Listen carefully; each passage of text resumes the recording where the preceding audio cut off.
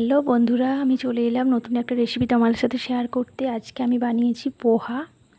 তার জন্য এখানে নিজে চিড়েটাকে ভালো করে ধুয়ে নিয়েছি। ধুয়ে নেওয়ার পর সেটাকে জল চিপে শুকনো করে নিয়েছি। তার মধ্যে এবার দেব হচ্ছে পেঁয়াজ, কাঁচা লঙ্কা কুচি, কারি পাতা এবং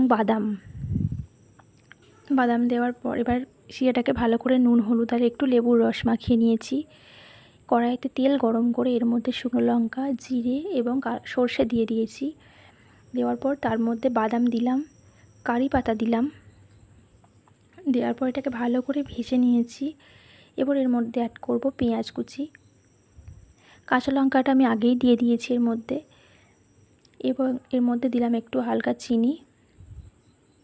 দেওয়ার পর এটাকে ভালো করে ভেজে নিয়ে আমি এর মধ্যে দিয়ে দেব হচ্ছে